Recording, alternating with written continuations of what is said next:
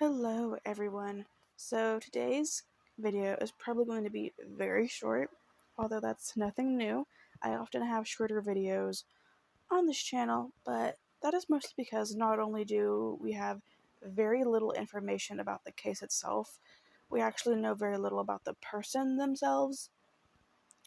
So there's just not a whole lot that's known. Another thing is there's only one photo of this person.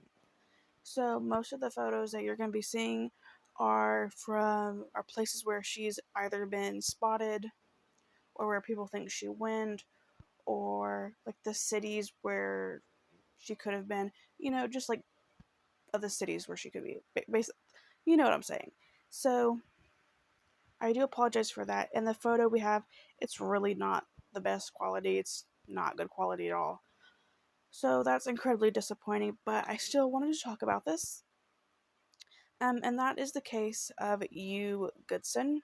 So all the links that I used for this case will be down below. There's not a whole lot because there's really not a whole lot of information, but I do encourage you to go look up this case yourself. Also, there is a link below for case suggestions.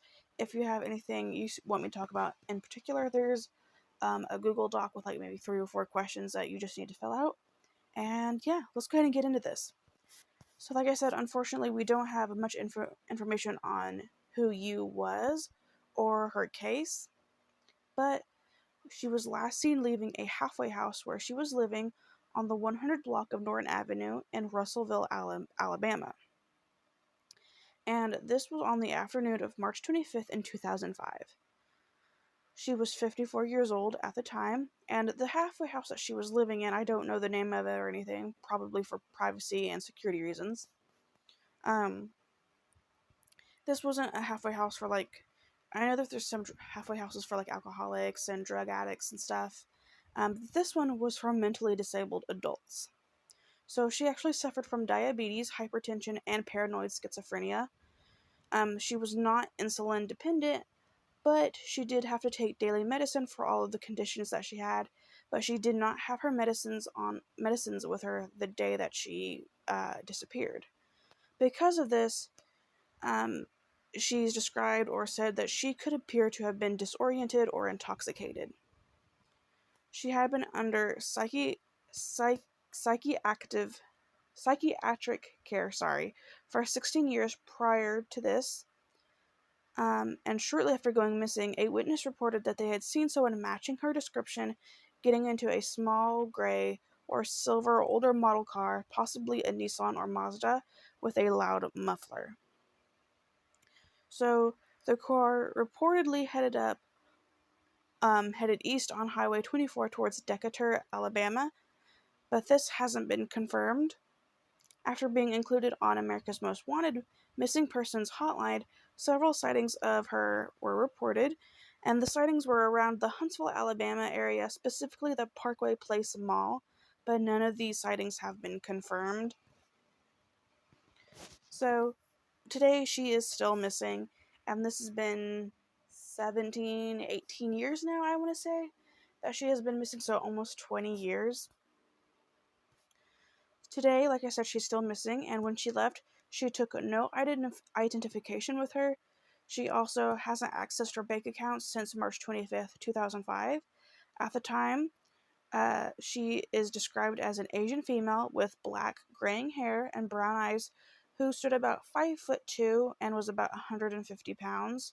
She was last seen wearing a pink shirt and blue jeans. She is known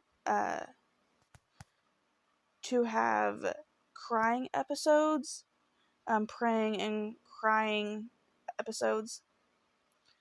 I don't know if that's like a result of like her mental disability or what, but she is also said to love children.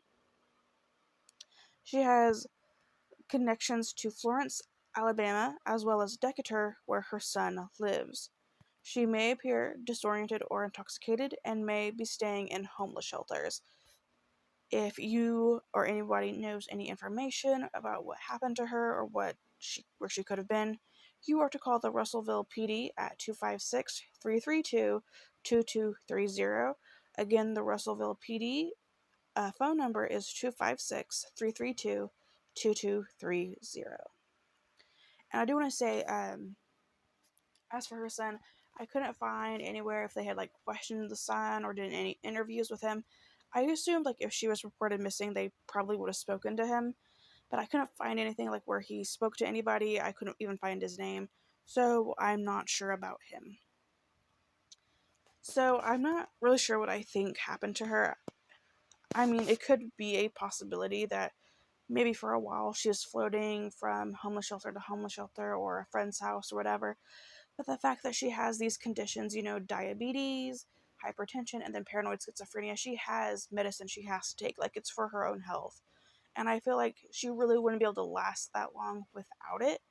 So my fear would be that maybe she could have, just, I don't know, like maybe she just wanted to wander away from her life and something happened. I don't know. I know that doesn't make any sense, but I really just don't have any idea. Like, maybe if that was her getting into a silver or gray car, she could have been with somebody who did not have the best intentions for her. I mean, for all we know, maybe it wasn't someone she really even knew. It could have been a stranger and something happened. It could have been a crime of opportunity. Part of me doesn't feel like, she's with us anymore just because she didn't have her medicine with her, and I feel like that's a pretty serious thing, and also just not accessing her bank accounts. I also don't feel like would be normal to go 18 years without doing that. So I mean, she could have, have bounced around for a little bit. They said she would appear disoriented and intoxicated, so maybe that just got worse and something happened. I don't know, but let me know what your thoughts are down below. Please be respectful. But hopefully, eventually, her family can get answers.